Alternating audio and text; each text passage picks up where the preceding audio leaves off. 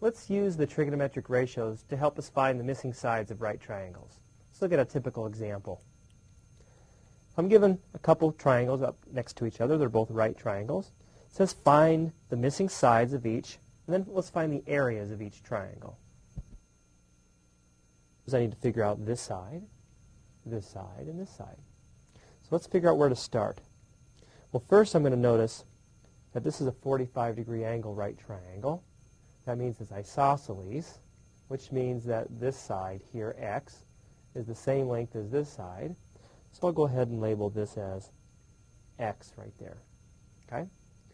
Now, let's go ahead and maybe label this as y. Let's try to find this side first. Well, this is a 30-degree angle here. Okay? I know the hypotenuse is 7, but I do not know what the opposite is. Okay. But I do know how to figure out the sine of 30 degrees. That's the opposite over hypotenuse, correct? Okay. And don't we know what the sine of 30 degrees is? Let's figure out what the sine of 30 degrees is. Well, let's go ahead and draw a little 30-degree right triangle. Remember, 30 degrees is the same thing as pi 6. So that means this is square root 3, this is 1, and this is 2. So the sine of 30 degrees is 1/2.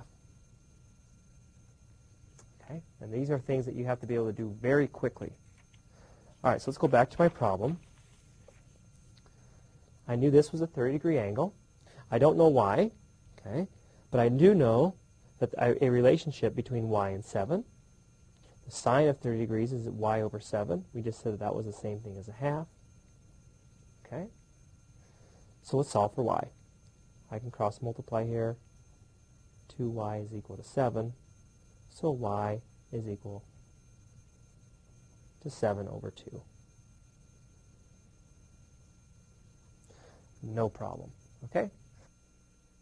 7/2. So now, how can I get x? That's the next question you want to ask. Well, there are several ways that we can get x. I want to go ahead and use trigonometry to help me get x. Certainly I can go a squared plus b squared equals c squared and figure it out that way. Okay? But I want to use some trig. Well, let's go ahead and maybe use tangent. I know that's an angle of 60 degrees. So I know the tangent of 60 degrees must be opposite over adjacent.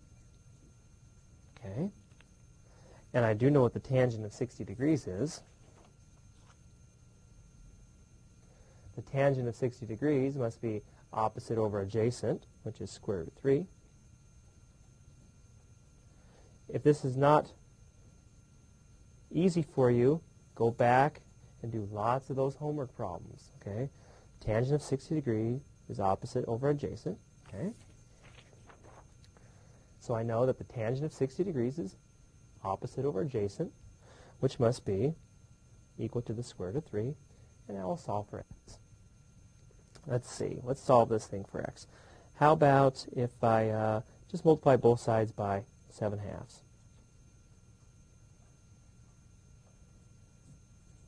So x is equal to 7 square root of 3 all over 2. Okay? That was really pretty easy. Okay? You might want to review this a couple times. So x is 7 square root of 3 over 2. Therefore, I know this is 7 square root of 3 over 2, because it's a isosceles triangle. Now, how can I find this here? Well, I know my relationship. My 45 degree right triangle is these sides multiplied by the square root of 2 would be the hypotenuse. So the hypotenuse over here is 7 square root of 3 over 2 times the square root of 2. Okay? Or 7 square root of 6 over 2. So let's circle all my sides. There's that side. There's that side. There's this side. 7/2 and 7.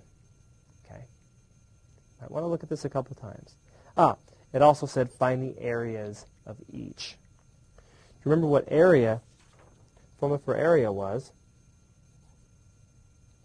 The area of a right triangle, or area of a triangle, is 1/2 the base times the height. The base is 7/2 in this case. The height is this one. So let's do the area of this little triangle. It's going to be 1/2 times the base times the height.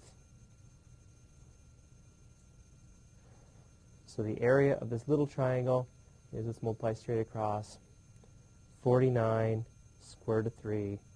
2 times 2 is 4 times 2 is 8. Okay?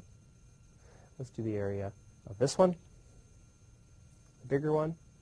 Well, again, my area is 1/2 base times height. So base times height.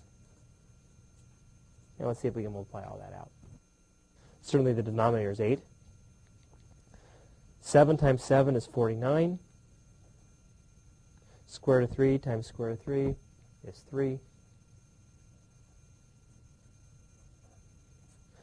And what's 49 times 3? That's 27, 12, 147 over 8. There is the area of the next triangle. Okay? Now, let's go back and kind of review what we did. Okay? What you want to do is we first figured out, remember when this problem started, we didn't know x, but we were given 7 here. Okay? We didn't know y, but we were given 7. And so we just said, well, I know the sine of 30 degrees, okay, was 1/2, so I said 1/2 must be equal to y over 7, and we solved. Okay? I would review this lecture maybe 1 or 2 more times, and then try some homework problems, because it is a little tricky, but let trigonometry help you out, okay? It's a lot easier than using the Pythagorean theorem, and sometimes a lot quicker.